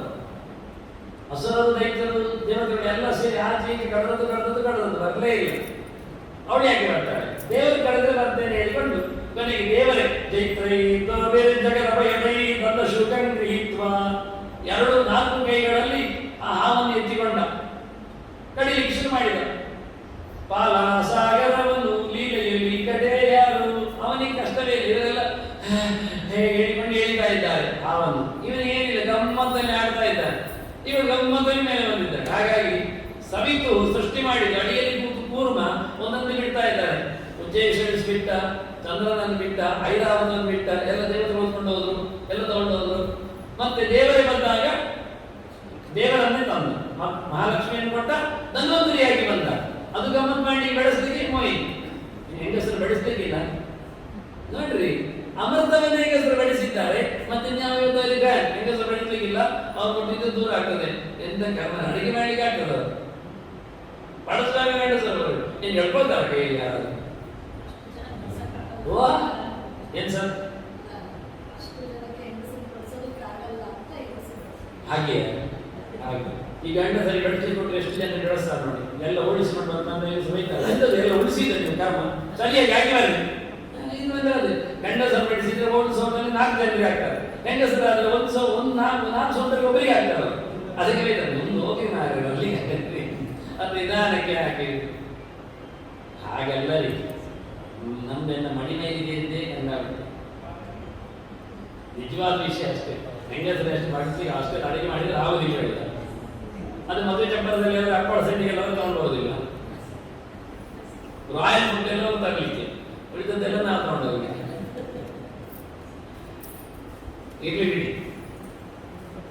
ಹಾಗೆ ವರಾಹ ವರೇಣ್ಯ ಶ್ರೇಷ್ಠನಾದ ವರ್ಗ ಸುತ್ತುರಿಯುವ ಹರಿದಾಗಿರುವ ನರಸಿಂಹ ದೇವಸ್ಯ ವ್ಯವಹಾರ ನೀವು ವ್ಯವಹಾರ ಹೋಗಿ ಮೂಲೆಯಲ್ಲಿ ಕೇಳಿ ವ್ಯವಹಾರ ಮಾಡಿದವ ಮಾವನ ಧೀಮಹಿ ಮಹಿಗೆ ಪುಷ್ಟಿಯನ್ನು ಕೊಟ್ಟವ ಇಡೀ ಸಂಹಾರ ಕ್ಷತ್ರಿಯರನ್ನು ಮಾಡಿ ಪರಶುರಾಮ ಜಿಯ ಎಂಬುದು ವಾಯುದೇವರು ಅವನನ್ನು ಚೆನ್ನಾಗಿ ಖುಷಿಪಡಿಸಿದವ ರಾಮ ಯಹ ಜ್ಞಾನರೂಪನು ಗೀತೆಯನ್ನು ಕೊಟ್ಟವ ಕೃಷ್ಣ ನಹ ಇಲ್ಲ ಅಂತ ಹೇಳಿದವ ಸದಸ್ಯವನ್ನು ಹೇಳಿದವ ಬುದ್ಧ ಪ್ರಚೋದಯ ಇನ್ನು ಒಳ್ಳೆಯ ನಮ್ಮನ್ನು ಹೇಳ್ಕೊಂಡು ಹೋಗುವ ಕೆಲಸ. ಈಗ 10 ಪದದಲ್ಲಿ 10 ರೂಪಗಳಿಗೆ ದಶಪದಿ ಇವು ನಮ್ಮ ದೇಹದಲ್ಲಿ 10 ನಡೆಯಲಿದ್ದಾನೆ. ತತ್ಪದತ್ಪಾದ ನೇಪಾದು ಜಂಗೆ ಮೇಸವಿತಪದ ಮರೆ ನೆಂಕಟ ದೇಶದ ನಾಭಿ ಭರತುದೈ ವಚಾಂತ ಇಡೀ ದೇಹದಲ್ಲಿ 10 ರೂಪಗಳಿಗೆ ಇನ್ನೊಂದು ತಿಂತಾನೆ. ಈಗ ಯಾವುದೇ ಜಪ ಮಾಡುವುದಾದರೂ ಆ ಮಂತ್ರದಲ್ಲಿ 51 ಅಕ್ಷರಗಳು ಇವೆ ಅಂತ ಅರ್ಥ. 51ರಲ್ಲಿ ಉಂಟು ಆದಿಂದ ಹಿಡಿದು ಕ್ಷಾದವರೆಗೆ ಇರುವುದು ಅಕ್ಷರ ಅಂತ. ಅಕ್ಷರ ಅಂತ ಯಾಕೆ ತಿಳ್ಬಿಟ್ಟು ಅದಕ್ಕೆ A to Z ಹೇಳಿದಾಗೆ ಆದಿಂದ ಕ್ಷಾದವರೆಗೆ ಅಲ್ಲಿ ಮುಗಿಯಿತು ಅಕ್ಷರ. ಆದಿಂದ ಕ್ಷಾದವರೆಗೆ ಇರುವವ ಅಕ್ಷರ ರೂಪಗಳು ಅಕ್ಷರಗಳು. ಅಕ್ಷೇಶ ರಮದೈತಿ ಅಕ್ಷರ ಅಕ್ಷರದಲ್ಲಿ ಇದ್ದಾನೆ, ಆದಿಂದ ಕ್ಷಾದಲ್ಲಿ ಇದ್ದಾನೆ ಅಂತ. ಅವನು ಹೇಗಿದ್ದಾನೆ ಕೇಳಿದ್ರೆ ಆಚಾರ್ಯ ಮಂತ್ರ ಹೇಳ್ತಾರೆ ಅದಕ್ಕೆ ಹೆಸರಲ್ಲಿ ನೋಡಿ ಸ್ಟಾರ್ಟಿಂಗ್ ಫ್ರಮ್ ದಟ್ ಲೆಟರ್. ಆ ಅಂದ್ರೆ ಅಜ, ಆ ಅಂದ್ರೆ ಆನಂದ, ಈ ಅಂದ್ರೆ ಇಂದ್ರ, ಈಶ, ಉಗ್ರ, ಊರ್ಜ, ಗಂಧಂಬರ, ದುರ್ಗ. ನೋಡಿ ಯಾವ ಲೆಟರ್ ಅಲ್ಲಿ ದೇವರ ಹೆಸರು ಕೊಡ್ಲಿಕ್ಕೆ ಸಮಸ್ಯೆ ಏನಿಲ್ಲ, ಕೊಡಬಹುದು. ಅದಕ್ಕೋಸ್ಕರ ನಾವು ಯಾವುದು ಕಷ್ಟ ಪಡಲಿಕ್ಕಿಲ್ಲ. ಆ ಎಲ್ಲ 51 ರೂಪಗಳು ಹೇಗೆ ಕೇಳಿದ್ರೆ ಜ್ಞಾನಾಭಯಗಳು ತಾದೃಕ್ ರೂಪಾರ್ಥ ಪಂಚಾಶತ್ ಜ್ಞಾನ ಮುದ್ರಾಭಯೋಗ್ಯತ ಎಲ್ಲ ಜ್ಞಾನ ಮುದ್ರ ಅಂತ ಅಭಯ ಮುದ್ರೆ. ಅದರಲ್ಲಿ 3 ಜನ ಬೇರೆ ಟಂಕಿ ದಂಡಿ ಧರ್ಮೀಕ ಮತ್ತು ದಿಕ್ತಾಸ್ತುಮಾಮತಃ ಅಂತ. ಎಡಬದಿಯಲ್ಲಿ ಅಭಯ ಇಲ್ಲ, ಅದರ ಬದಲಿಗೆ ಟಂಕಿ ಟಂಕ ಹಿಡಿದಿದ್ದಾನೆ, ದಂಡಿ ದಂಡ ಹಿಡಿದಿದ್ದಾನೆ. ಧನುಸ್ಸು ಎನ್ನುವುದು ಬೇಟೆಗೆ ಪ್ರಾಣಿಗಳನ್ನು ಹೊಡೆಯಲಿಕ್ಕೆಲ್ಲ. ಹೀಗೆ ಬೇರೆ ಬೇರೆ ಮುಖದಿಂದ ದೇವರು ಆಯುಧವನ್ನು ಹಿಡಿದು ಬೇರೆ ಬೇರೆ ಸೊಗಸುಗಳನ್ನು ತೋರಿಸಲು 3 ರೂಪಗಳು ಮಾತ್ರ ಚೂರು ವ್ಯತ್ಯಾಸ.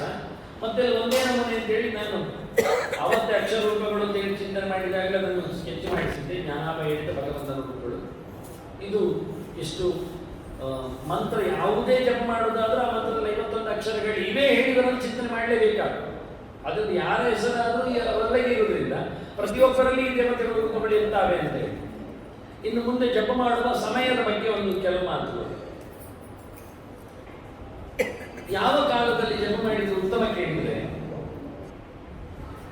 ಉತ್ತಮ ತಾರಕೋಪೇತ, ಮಧ್ಯಮ ಉತ್ತತಾರಕ ಅಥವಾ ಸೂರ್ಯ ಸಹಿತ ಪ್ರಾತಃ ಸಂಧ್ಯಾ ತ್ರಿಧಾಮತ. ಬೆಳಗಿನ ಜಪಕ್ಕೆ 3 ಸಮಯ. ನಕ್ಷತ್ರ ಇದ್ದಾಗ ಆದರೆ ಅದು ಫಸ್ಟ್ ಕ್ಲಾಸ್. ನಕ್ಷತ್ರ ಕಾಣುವುದಿಲ್ಲ, ಸೂರ್ಯನು ಕಾಣುವುದಿಲ್ಲ, ಅದು ಸೆಕೆಂಡ್ ಕ್ಲಾಸ್. ಸೂರ್ಯ ಕಾಣ್ತಾನೆ, ಅದು ಥರ್ಡ್ ಕ್ಲಾಸ್. ನಮ್ಮ ಜಪ ಯಾವ ಗ್ರೇಡ್ ಅಂತ ನಾವೇ ಮಾರ್ಕ್ ಹಾಕ್ಲಿಕ್ಕೆ ಆಗ್ತದೆ. ದಿನ ಕ್ಯಾಲೆಂಡರಲ್ಲಿ ಬರೆಯುವುದು. ನಕ್ಷತ್ರ ಇದ್ದಾಗ ಅವನ ಜಪ ಆದರೆ ಎ ಬರೆಯುವುದು ನಾವೇ ಆ ಕ್ಯಾಲೆಂಡರಲ್ಲಿ ಹೋಗಿ ಜಪ ಅಂತ. ನಕ್ಷತ್ರ ಕಾಣದೇ ಇದ್ದಾಗ ಜಪ ಆದರೆ ಅದರಲ್ಲಿ ನಾವು ಬಿ ಎಂದು ಕೊಡುದು. ನಕ್ಷತ್ರ ಸೂರ್ಯ ಕಾಣುವಂತ ಆದರೆ ಸಿ ಅಂತ ನಾವೇ ಬಂದು ಬಿಡುದು. ಇಡೀ ತಿಂಗಳಲ್ಲಿ ಎಷ್ಟು ನಮಗೆ ಸಿ ಸಿಗ್ತದೆ ನೋಡು, ಎಷ್ಟು ಎ ಸಿಗ್ತದೆ ನೋಡು, ಎಷ್ಟು ಬಿ ಆಗ್ತದೆ ಅಂತ. ಇದು ನಾವು ನಮ್ಮನ್ನೇ ನೋಡಿ ಕೊಡುವ ವಿಧಾನ. ಆಮೇಲೆ ಡೈರಿ ಗಂಡಪಟ್ಟಿ ಇರುವುದರಿಂದ ಕ್ಯಾಲೆಂಡರ್ಲ್ಲಿ ಅದು ಮಾರ್ಕ್ ಆಗಿ ತೊಂದರೆ ಇಲ್ಲ ಬರಲಿ. ಹಾಗೆ ಸಾಯಂಕಾಲ ಸಂಧ್ಯಾ ವಂದನೆಗೆ ಆಗುವಾಗ ಉತ್ತಮ ಸೂರ್ಯ ಸಹಿತ, ಮಧ್ಯಮ ವೃತ್ತತಾರಕ, ಅಧಮ ತಾರಕೋಪೇತ, ಸಾಯಂ ಸಂಧ್ಯಾ ತ್ರಿತಾಮತ ಅಂತ. ಸಂಜೆಗೆ ಸೂರ್ಯ ಇದ್ದಾಗ ಮಾಡಿದ್ರೆ ಫಸ್ಟ್ ಗ್ರೇಡ್. ಸೂರ್ಯ ಕಾಣುವುದಿಲ್ಲ, ನಕ್ಷತ್ರ ಕಾಣುವುದಿಲ್ಲ ಆದರೆ ಸೆಕೆಂಡ್ ಬಿ. ಇನ್ನು ನಕ್ಷತ್ರ ಕಾಣ್ತದೆ ಅಂತಾದ್ರೆ ಅದು ಸಿ ಗ್ರೇಡ್. ಇನ್ನು ಆಫೀಸ್ ಎಲ್ಲ ಮುಗಿಸಿ ಮತ್ತೆ ಮನೆಗೆ ಬಂದಾಗ ಒಂದು ಕಾಫಿ ಕುಡಿದು ಮತ್ತೆ ಜಪ ಮಾಡುವಾಗ ಆಗ ಸಿ ಗ್ರೇಡ್ ಸಿಗ್ತದೆ. ಅದನ್ನ ಸಂಜೆ ಹೊತ್ತಿನಲ್ಲಿ ಸೂರ್ಯ ಇರಬೇಕು. ಅವರಿಗೆ ನಾವು ಥ್ಯಾಂಕ್ಸ್ ಹೇಳಿ ಕಳಿಸ್ಲಿಕ್ಕೆ, ಕೃತಜ್ಞತೆ ಹೇಳಿ ಕಳಿಸ್ಲಿಕ್ಕೆ. ಬೆಳಿಗ್ಗೆ ಎದ್ದಾಗ ಸೂರ್ಯ ಬರುವ ಮುಂಚೆ ನಾವು ಹೇಳಬೇಕು ಬರುವಾಗ ಅವನನ್ನು ಸ್ವಾಗತ ಮಾಡಲಿ.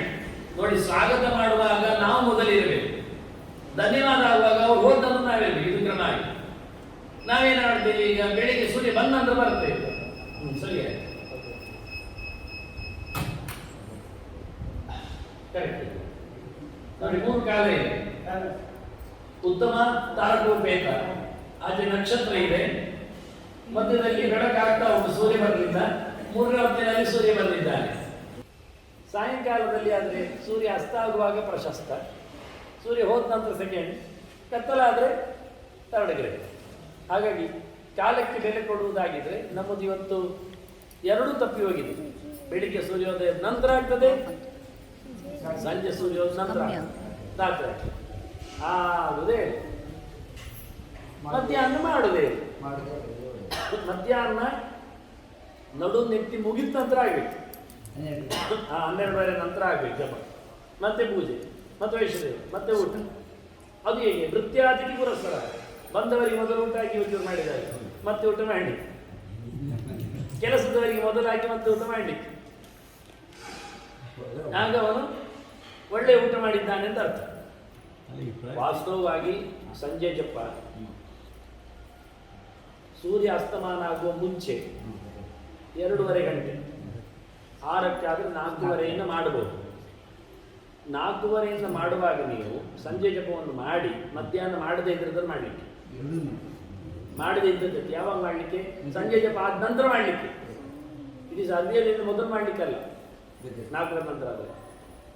4 ಗಂಟೆ ಮುಂಚೆ ಆದರೆ ಸೂರ್ಯಾಸ್ತ 6 ಆದರೆ 4 ಗಂಟೆ ಮುಂಚೆ ಆದರೆ ಮಧ್ಯಾಹ್ನ ಜಪ ಮಾಡಬಹುದು, ಮಾಡಿ ಊಟ ಮಾಡಬಹುದು. ಅದನ್ನು ಶ್ರಾದ್ದ ಕರ್ಮಗಳಲ್ಲೆಲ್ಲ ಹಾಗೆ 3 ಗಂಟೆ ಜಪ ಮಾಡಿ ಊಟ ಮಾಡ್ತಾರೆ.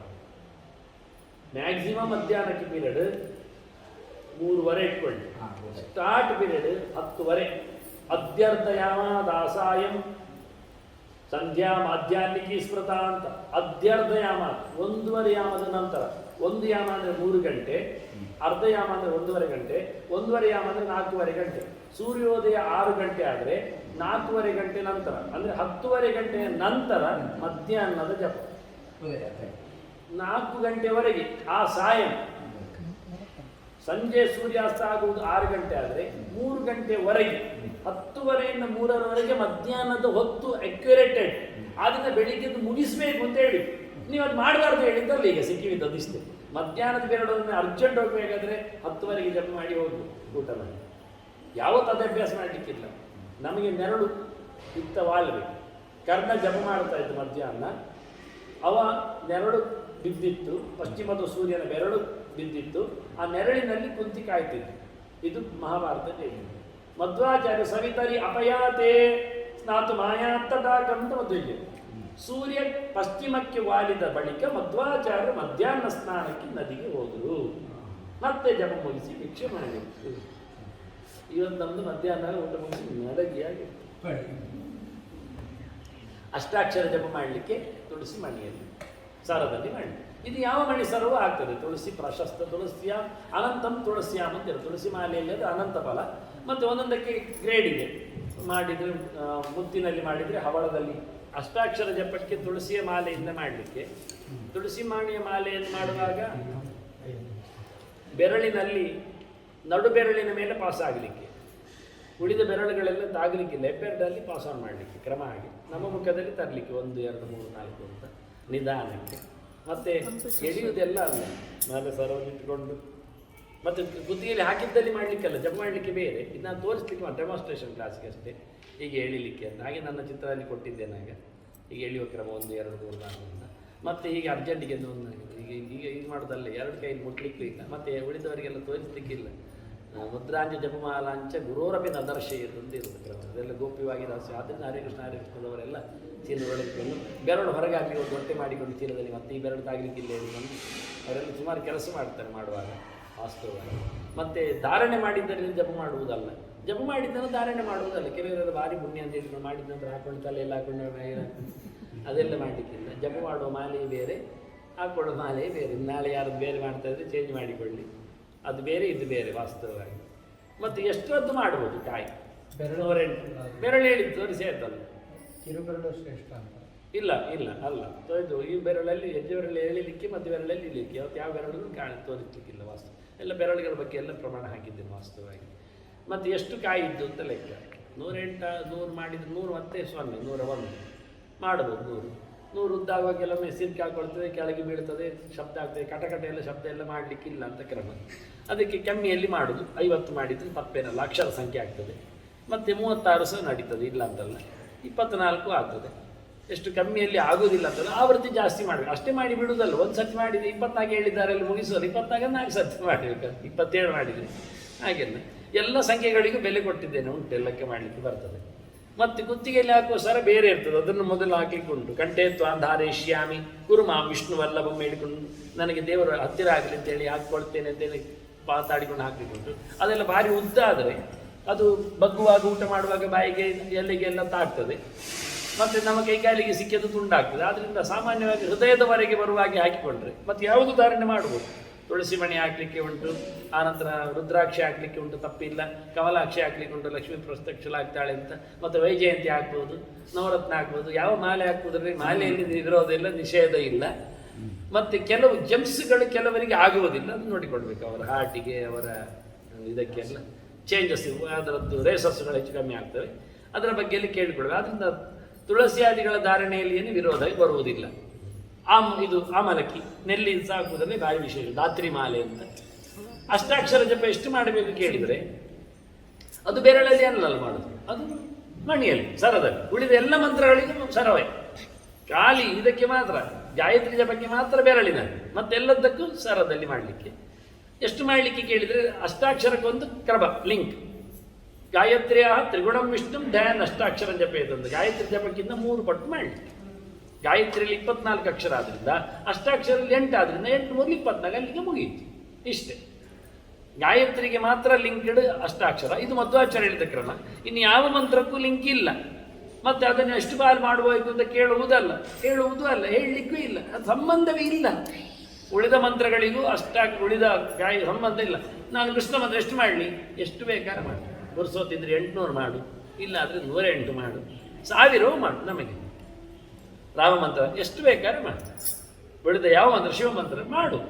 ನಾವು ಹೇಳಿದ್ದು 2 ಮಂತ್ರ ಜಪ, ಗಾಯತ್ರಿ ಮತ್ತು ಅಷ್ಟಾಕ್ಷರ. ಅದರಾಚೆ ಯಾವ ಮಂತ್ರವನ್ನು ವಿಧಿಯಾಗಿ ಹೇಳುವುದಿಲ್ಲ. ನಿಮ್ಮ ಇಷ್ಟ ಯಾವುದನ್ನು ನೀವು ಎಷ್ಟು ಮಾಡಿ. ದೇವರ ಸಂಪರ್ಕಕ್ಕೆ ಸೂರ್ಯ ಎನರ್ಜಿಗೆ, ಅಷ್ಟಾಕ್ಷರಕ್ಕೆ, ಗಾಯತ್ರಿಗೆ ರಿಲೇಷನ್, ಲಿಂಕ್. ನಮ್ಮ ಬಾಡಿಗೆ ಲಿಂಕ್.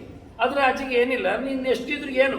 ಊಟಕ್ಕೆ ಅನ್ನ ಮತ್ತು ಮಜ್ಜಿಗೆ, ವಿನಾಗೋ ರಸಂಕೋ ರಸಃ ಅಂತ ಹೇಳ್ತಾರೆ. ಊಟಕ್ಕೇನು ಅನ್ನ ಮತ್ತು ಮಜ್ಜಿಗೆ, ರಾತ್ರಿ ಅನ್ನ ಮತ್ತು ಹಾಲು ಅಷ್ಟೇ. ರಾತ್ರಿ ಕ್ಷೀರಾನ್ನ ಭೋಜನ ಹೋಗಿದೆ. ಬೆಳಿಗ್ಗೆ ಅನ್ನ ಮತ್ತು ತುಪ್ಪ. ಉಳಿದ ಮಕ್ಕಳಿಗೆ ಗಂಜಿ ಊಟ ಮಾಡಲಿಕ್ಕೆ ಉಂಟು, ತುಪ್ಪ. ಅಂತೂ ಗೋರಸ ಇಲ್ಲದಿದ್ದರೆ ಊಟ ಇಲ್ಲ. ವಿನಾಗೋರಸಂ ಅಂತ ಹೇಳ್ತಾರೆ. ಗೋರಸ ಇಲ್ಲದಿದ್ದರೆ ಬೆಳಿಗ್ಗೆ ತುಪ್ಪ, ಮಧ್ಯಾಹ್ನ ಮೊಸರು, ರಾತ್ರಿ ಹಾಲು. ಚಂದ್ರಿಕಾ ಅದವಲಂ ದಧಿ ಹೇಳ್ತಾನ ಹೇಗಿರಬೇಕು. ಕೆನೆ ಹಾಲು ದಪ್ಪವಾಗಿ, ಮೊಸರು ಇವತ್ತು ಹಾಕಿದ್ದು ತಿನ್ನಲಿಕ್ಕೆ ಸಿಗಬೇಕು ಒಂದು ಊಟಕ್ಕೆ. ಹಾಗೆ ಒಳ್ಳೆ ಬುದ್ಧಿ ಇರ್ತದೆ, ಒಳ್ಳೆಯವನಾಗ್ತಾನೆ ಅಂತ. ದಿಕ್ಕು ಸರಿ. ಬೆಳಿಗ್ಗೆ ಪೂರ್ವ, ಮಧ್ಯಾಹ್ನ ಉತ್ತರ ಅಥವಾ ಪೂರ್ವ, ಸಂಜೆ ಅರ್ಘ್ಯ ಮಾತ್ರ ಪಶ್ಚಿಮಕ್ಕೆ ಮತ್ತೆ ಉತ್ತರಕ್ಕೆ ಜಪ. ಪಶ್ಚಿಮಕ್ಕೆ ಅರ್ಘ್ಯವಾಗಿ ಪಶ್ಚಿಮಕ್ಕೆ ತಿರುಗಿ ಕೊಟ್ಟು ಕೂತ್ಕೊಂಡೆ ಮಾಡಲಿಕ್ಕೆ, ಮತ್ತು ಜಪ ಎಲ್ಲ ಉತ್ತರಕ್ಕೆ ಮಾಡಲಿಕ್ಕೆ. ಪೂರ್ವಕ್ಕೆ ಮಾಡಲಿಕ್ಕೆ ಆಗೋದಿಲ್ಲ. ಯಾಕೆಂದರೆ ಸೂರ್ಯಲ್ಲಿ ಹೋಗ್ತಾ ಇರ್ತಾನೆ, ನಾವು ಅವನಿಗೆ ಬೆನ್ನು ಹಾಕಿದಾಗ ಅಷ್ಟೇ. ಇದು 2 ದಿಕ್ಕುಗಳು ಪ್ರಶಸ್ತವಾದದ್ದು. ಆಚಮನ ಮಾಡಲಿಕ್ಕಿಲ್ಲ. ಪಶ್ಚಿಮಕ್ಕೆ ಆಚರಣೆ ಮಾಡಿದ್ರೆ ಮತ್ತೆ ಪುನರಾಚಮನ ಮಾಡೋದು, ಪುನರಾಚಮನ ಅರ್ಹತೆ ಅಂತ. ಅದಕ್ಕೆ ಅರ್ಘ್ಯ ಮಾತ್ರ ಹೇಳಿದ್ದೇನೆ ಬಾಯಲ್ಲಿ. ಅದಕ್ಕೆ ಆ ಶಬ್ದವನ್ನು ಹೇಳುವಾಗಲೂ ಅಷ್ಟು ಕರೆಕ್ಟಾಗಿ ಹೇಳುತ್ತೇನೆ. ಅದೆಲ್ಲ ಪ್ರಮಾಣ ಹಾಕಿದ್ದೇನೆ ಅದಕ್ಕೋಸ್ಕರ.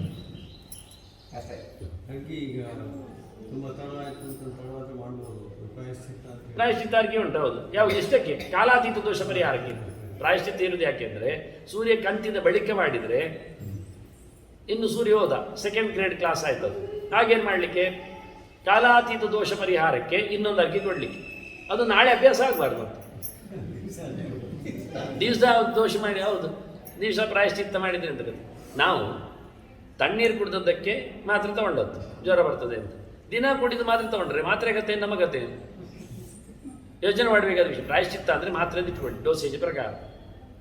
ತಪ್ಪು ಮಾಡಿದ್ದಕ್ಕೆ ಕೊಟ್ಟಿರತಕ್ಕ ಶಿಕ್ಷೆ ಅದು ಪ್ರಾಯಶ್ಚಿತ್ತ ಆದರೆ.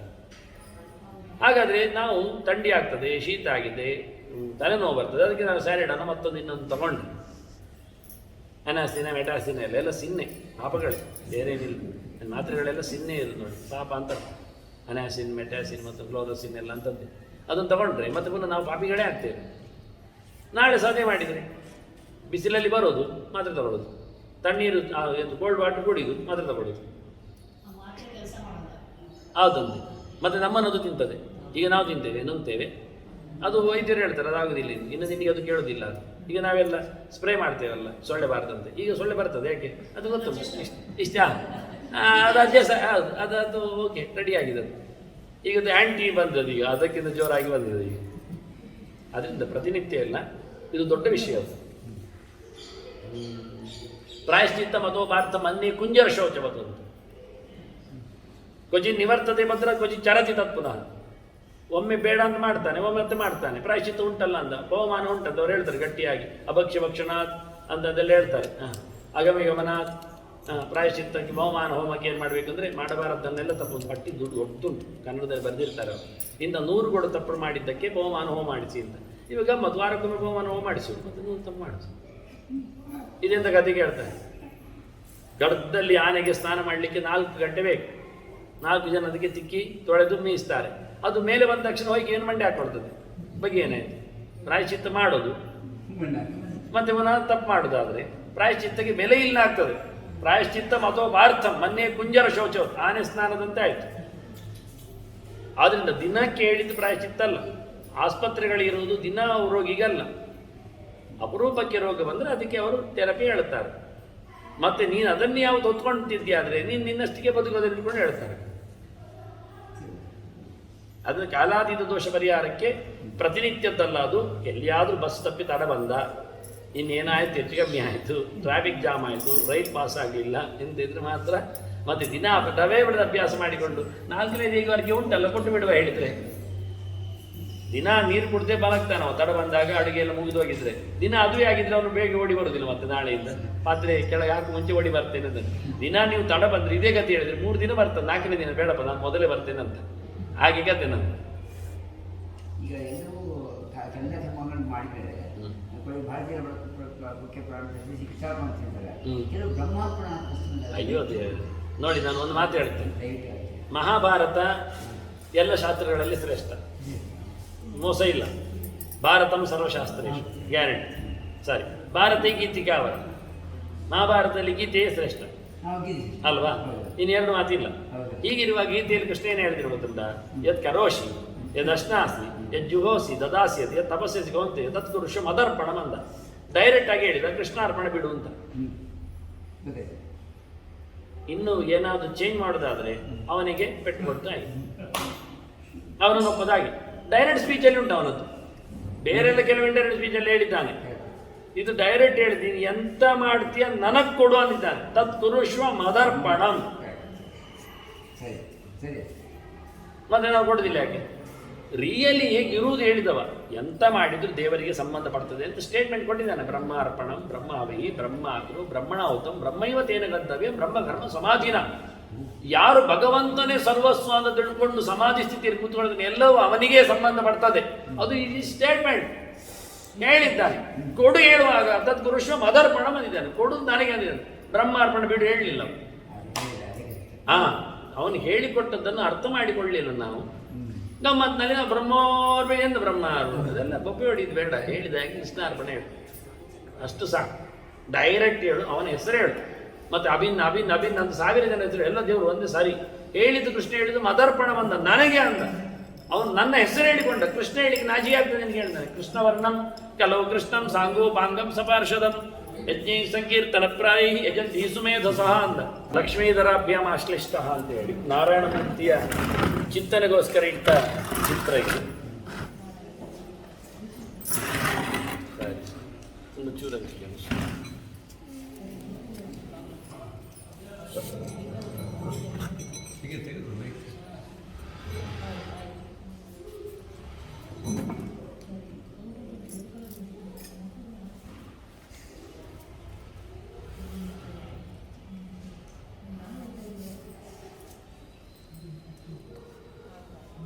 ಸ್ವಮೂರ್ತಿಗಣ ಮಧ್ಯಗ ಅಂತ ಹೇಳಿ, ಆನಂತರ ಬ್ರಹ್ಮವಾಯು ಶಿವ ಈಶ ವಿಪೈ ಶಕ್ರಾಧಿಕೈರಪಿ ಸೇವ್ಯಮಾನ ಅಧಿಕಂ ಭಕ್ತ್ಯ.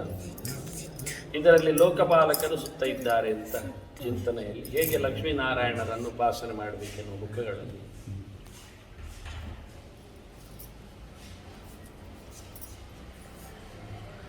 ಬ್ರಹ್ಮ ವಾಯು ಶಿವ ಈಶ ವಿಪೈ. ಬ್ರಹ್ಮ, ವಾಯು, ಶಿವ, ಅಹೀಶ, ವಿಪ ಕೆಳಗಿದ್ದಾನೆ ಗರುಡ.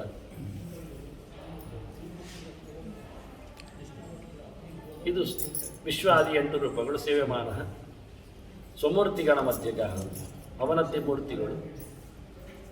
ಮೂರ್ತಯೋಷ್ಟು ಅವಿದ್ಯೆಯ ಚಕ್ರಶಂಕ ವರಾಭಯ. ಚಕ್ರಶಂಕ ವರಾಭಯ ಹೊತ್ತಿರತಕ್ಕಂಥ ಭಗವಂತನ ವಿಶ್ವದೇಶ ಪ್ರಾಜ್ಞ ತುರ್ಯ ಆತ್ಮ ಅಂತರಾತ್ಮ ವರಾತ್ಮ ಜ್ಞಾನಾತ್ಮ ಅಂತ ಆಗ ಹೇಳಿದ ವಿಶ್ವಾದಿಗಳು ಬೇರೆ, ಇದು ಬೇರೆ. ಅವುಗಳಲ್ಲಿನ ರೂಪ ವಿಶೇಷಗಳು ತೋರಿಸಿದ್ದೇನೆ. ಏಕೋನವಿಂಶತಿ ಮುಖ ಸಪ್ತಾಂಗ ಅಂತ. ಇದು ಹಾಗಲ್ಲ, ಇದು ಬೇರೆ. ಇದು ಅವನದ್ದೇ ರೂಪ ಇರುವ ಹಾಗೆ ಉಂಟು. ಮೂರ್ತಯಷ್ಟು ಅವಿದ್ಯೆಯ ಚಕ್ರಶಂಕ ವರಾಭಯ. ಹಾಗೆ ಫಸ್ಟ್ ರೌಂಡಲ್ಲಿ ಇವರು ಬರ್ತಾರೆ, ಸೆಕೆಂಡ್ ರೌಂಡಲ್ಲಿ ಬ್ರಹ್ಮವಾಯು ಶಿವ ಈಶ್ವರ್ ಬರ್ತಾರೆ. ಆಗ ತೋರಿಸಿದ್ನಲ್ಲ, ಬ್ರಹ್ಮವಾಯು ಶಿವ ಈಶ್ವರ್ ಬರ್ತಾರೆ. ಥರ್ಡ್ ರೌಂಡಲ್ಲಿ ಲೋಕಪಾಲಕರು ಬರ್ತಾರೆ. ಇಲ್ಲಿ ಚಿತ್ರ ಮಾಡುವಾಗ ಅವರನ್ನು ದೂರ ನಿಲ್ಲಿಸಬಾರ್ದು ಹೇಳಿ ಲಕ್ಷ್ಮೀನ ಮಧ್ಯೆ ಇಟ್ಟು ಅವರನ್ನು ಸೆಕೆಂಡ್ ರೌಂಡ್ ಥರ್ಡ್ ರೌಂಡಲ್ಲಿ ಇದ್ದಾರೆ ತೋರಿಸಲಿಕ್ಕೋಸ್ಕರ ಹೊಟ್ಟೆ. ಅವರೆಲ್ಲರೂ ಕ್ರಮ ಪ್ರಕಾರ ಸಾಂಗಾಯ ಸಾಯುಧಾಯ ಸವಾಹನಾಯ ಸಪರಿಗ್ರಹಾಯ ಲೆಕ್ಕ. ಆದ್ದರಿಂದ ಹೇಳುವಾಗ ಇಂದ್ರಾಯ ನಮಃ, ಆನಂತರ ಶಚ್ಚಿ ನಮಃ, ಆನಂತರ ಐರಾವತಾಯ ನಮಃ, ಆನಂತರ ವಜ್ರಾಯ ನಮಃ, ಇಷ್ಟು ಹೇಳಬೇಕು. ಅವರು ಆನೆಯನ್ನು ಬಿಟ್ಟು ಈಚೆ ಬರೋದು, ಆನೆ ಮೇಲೆ ಕೂತತ್ತಿರ ಬರೋದಲ್ಲ, ಆಯುಧವನ್ನು ಇಟ್ಟು ಬರೋದು. ಅದು ಲಗೇಜ್ ರೂಮ್ ಇದ್ದಾಗೆ ಅದಿಟ್ಟು ಬರೋದು. ನಾವು ಚಪ್ಪಲಿ ತಪ್ಪಿಸೋದು ಒಂದು ಕಡೆ, ಮೊಬೈಲ್ ಹಿಡಿದು ಒಂದು ಕಡೆ, ಲಗೇಜ್ ಹಿಡಿದು ಒಂದು ಕಡೆ, ಕೊನೆಗೆ ಅಂಗಿ ಹಿಡಿದು ಒಂದು ಕಡೆ. ನನಗೆ ತೆಗೆದು ಬರಲಿಕ್ಕಿದ್ರೆ ಕೊನೆಗೆ ಹಾರ್ಟ್ ಇಟ್ಟು ಬರೋರು ಇದ್ದಾರೆ ಒಳಗೆ. ಹಾಗೆ ಇವರನ್ನು ನೋಡಲಿಕ್ಕೆ ಎಲ್ಲ ಬರಬೇಕು ಅಂತ ಕ್ರಮ. ಅದರಿಂದ ಅಗ್ನಿ ಜೊತೆಯಲ್ಲಿ ಸ್ವಾಹ ಇರ್ತಾಳೆ, ಯಮನ ಜೊತೆಯಲ್ಲಿ ಶ್ಯಾಮಲ ಇರ್ತಾಳೆ, ಬೇರೆ ಜೊತೆಯಲ್ಲಿ ವೃತ್ತಿ ಇರ್ತಾಳೆ, ಹೊರ ಜೊತೆಯಲ್ಲಿ ಗಂಗೆ, ಇವರೆಲ್ಲ ಇದ್ದೇ ಇರ್ತಾರೆ ಒಟ್ಟಿಗೆ. ಹಾಗಾಗಿ ಅವರೆಲ್ಲ ನೋಡ್ಲಿಕ್ಕೆ ಇಲ್ಲಿ ಅವರನ್ನು ಹೆಂಗಸರನ್ನೆಲ್ಲ ಹಾಕಲಿಲ್ಲ ನಾನು, ಇದ್ದಾರೆ ಅಂತ ಅರ್ಥ. ಆಯುಧಗಳನ್ನು ತಂದಿದ್ದೇನೆ, ವಾಹನಗಳನ್ನು ಇಟ್ಟಿದ್ದೇನೆ. ಅದರಿಂದ ಮೇಷವಾಹನಾಯ ಅಗ್ನೇಯ ಕ್ರಮ. ಹಾಗೆ ಇವರು ಕುಬೇರ ಇದ್ದಾನೆ ಇಲ್ಲಿ, ಅವರೆಲ್ಲ ಚಂದಗಳು. ನರವಾಹನ ಇದ್ದಾನವ, ಇವ ಪ್ರೇತವಾಹನ ಇದ್ದಾನೆ ನಿರರತಿ. ಇವರನ್ನೆಲ್ಲ ಇದೆಲ್ಲ ಬಹಳ ಹಳೆಯದ್ದೆಲ್ಲ ನಾವೆಲ್ಲ ಚಿಂತನೆಗೆ ತಂದು ಹಾಕಿದವರೆಲ್ಲ. ಇದಕ್ಕೋಸ್ಕರ ಅದು ಇದು ಅಸೆಂಬಲ್ ಮಾಡಿದ್ದೀಗ ಲೇಟೆಸ್ಟ್ ಅಡುಗೆ ಮಾಡಿದ್ದು ಈಗಲೇ. ಗೋಡೋನಿ ಯಾವತ್ತು ಬಂದಿತ್ತು ಅಲ್ಲಿ, ಮೊಸಳೆ ಮೇಲೆ ಕೂತ ವರುಣ, ಅದು ನಮಗೆ ಹಬ್ಬದಲ್ಲಿ ಬಂದಿದ್ದಾನೆ ದೀಪಾವಳಿಗೆ. ವೃತ್ತಿ ಕುಬೇರನ ಮೇಲೆ ಕೂತವ, ಅವ ನಮಗೆ ಕೋಜಾಗೃತಿಯಲ್ಲಿ ಬರ್ತಾನೆ ಕೃಷ್ಣ ಮಹಾಲಕ್ಷ್ಮಿ ಪೂಜೆಗೆ. ಹಾಗೆ ಇವರೆಲ್ಲ ಹಿಂದಿನ ಬೇರೆ ಬೇರೆ ಕಡೆಯಲ್ಲಿ ಯಮದೀಪಕ್ಕಿಡುವಾಗ ಹಬ್ಬದ ಹತ್ತಿರದಲ್ಲಿ ಸಿಗ್ತಾನೆ. ಅವರ ಬೇರೆ ಬೇರೆ ಕಡೆಯಲ್ಲಿ ಬಂದವರು. ಈಶಾನ ಶಿವರಾತ್ರಿಗೆ ಬರ್ತಾನೆ ಅವನು ಮಾಮೂಲಿ. ನಮಗೆ ಹೊಸತು ಬಂದದ್ದು ಇಲ್ಲಿ ಕೇಳಿದರೆ ಒಂದು ವಾಯು, ಒಂದು ಮತ್ತೆ ನೀರಿರುತ್ತೆ. ಅವ್ರು ಸಾಮಾನ್ಯ ಹೆಚ್ಚು ಕಡೆ ಸಿಗುವುದಿಲ್ಲ. ಇಂದ್ರ ಎಲ್ಲ ಬರ್ತಾನೆ ಅಲ್ಲಿ ಪೂಜೆ. ಅಲ್ಲಿ ಮುಗಿಯಿತು. ನೆಕ್ಸ್ಟ್ ಸ್ಲೈಡ್ ನಂದು ಅಭಿವಾದನ ಮಾತ್ರ. ನಮಸ್ಕಾರ ಮಾಡುವಾಗ ಅಭಿವಾದನ ಕೊನೆಗೆ ನಾವು ಏನು ಕಲಿತಿದ್ದೇವೆ ಹೇಳಿಕೊಂಡು 2 ಕಿವಿಯನ್ನು 2 ಕೈಯಿಂದ, ಬಲ ಕಿವಿಯನ್ನು ಬಲ ಕೈಯಿಂದ, ಎಡ ಕಿವಿಯನ್ನು ಎಡ ಕೈಯಿಂದ ಮುಟ್ಟಿಕೊಂಡು ಎದುರಿದ್ದ ಗುರುಗಳಿಗೆ ಅಥವಾ ಅವರ ಲೆಕ್ಕಾಚಾರದಲ್ಲಿ ಅವರ ಕಾಲನ್ನು ಸಹ ಬಲ ಕಾಲನ್ನು ಬಲ ಕೈಯಿಂದ, ಎಡ ಕಾಲನ್ನು ಎಡ ಕೈಯಿಂದ, ಅಂದರೆ ಕ್ರಾಸ್ ಹ್ಯಾಂಡ್ ಆಗ್ತದೆ. ನಾವು ಕಿವಿ ಮುಟ್ಟಿಕೊಳ್ಳುವಾಗ ಸರಿ ಇರ್ತದೆ, ಮುಟ್ಟುವಾಗ ಅವರನ್ನು ಎದುರಲ್ಲಿ ನಿಂತವರು ಮುಟ್ಟುವಾಗ ಕ್ರಾಸ್ ಹ್ಯಾಂಡ್. ಇಲ್ಲದಿದ್ದರೂ ಅವರಿದ್ದಾರೆ ನೆನಪು ಮಾಡಿಕೊಂಡು ಭೂಮಿಯನ್ನು ಮುಟ್ಟಿ ನಮಸ್ಕಾರ ಮಾಡುವ ಕ್ರಮ. ಈಗೇನು ಮಾಡ್ತಾರೆ ಅಂದರೆ ಕ್ರಾಸ್ ಹ್ಯಾಂಡಿನಲ್ಲಿ ಸರಿ ಮುಟ್ತಾರೆ, ಅದು ತಪ್ಪು. ಕಿವಿ ಹೇಳ್ಕೊಳ್ತಾರೆ, ಅವರು ಬಸ್ಕಿ ತೆಗೆದಾಗೆಲ್ಲ ಮಾಡ್ತಾರೆ ಪಾಪ ಪುಣ್ಯ ಅಂತ, ಅವ್ರಿಗೆ ಗೊತ್ತಿರೋದಿಲ್ಲ. ಕೆನ್ನೆಗೆಲ್ಲ ಬಡ್ಕೊಳ್ತಾರೆ. ಅದೆಲ್ಲ ಹೇಳಲಿಕ್ಕೋಸ್ಕರ ಅಭಿವಾದನ ಕ್ರಮ ಹೇಗಿದ್ರೆ ರೈಟ್ ಹ್ಯಾಂಡಿಂದ ರೈಟ್ ಇಯರನ್ನು ಮುಟ್ಟಿಕೊಳ್ಳುವ ಕ್ರಮ. ಕ್ರಾಸ್ ಹ್ಯಾಂಡಿನಲ್ಲಿ ಅವರನ್ನು ಅವ್ರ ಎದುರಲ್ಲಿರುವಾಗ ನಮಗೆ ಬಲ ಕಾಲಿಗೆ ಬಲ ಕೈ ಸಿಗಬೇಕಾದ್ರೆ ನಾವು ಕ್ರಾಸ್ ಹಾಕಲೇಬೇಕಾಗ್ತದೆ. ಹೀಗೆ ಅಭಿವಾದನ. ಮತ್ತು ಕೊನೆಯದವರು ಹೇಳಿದ್ದೆ ಲೆಕ್ಕ ಕೃಷ್ಣಾರ್ಪಣ. ಅಲ್ಲಿಗೆ ಕೃಷ್ಣಾರ್ಪಣದ ಕ್ರಮದಲ್ಲಿ ಗಿಂಡಿಯಲ್ಲಿ ನೀರು ಹಾಕಿ ಶ್ರೀಕೃಷ್ಣಾರ್ಪಣ ವಸ್ತು ಎಲ್ಲರಿಗೂ ಧನ್ಯವಾದಗಳು ಅಂತೆಲ್ಲ ಹಾಕಿಟ್ಟಿದ್ದೇನೆ. ಸ್ಲೈಡ್ಸ್ ಎಂಡ್ ಆಗುವ ಕ್ರಮ.